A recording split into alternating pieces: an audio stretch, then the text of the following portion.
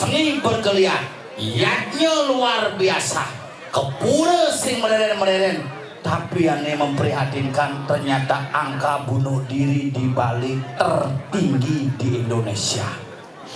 Heran ini dong, apa nih keliru nih gitu.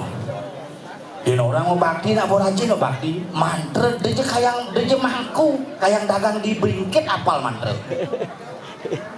Yang bida nang laklene mangku ke jani setiap rumah misi klene. Nggak ben cuma jani tabanan, setiap rumah mau barong jan. Yang ngubu orang ukur pemanakan minukur.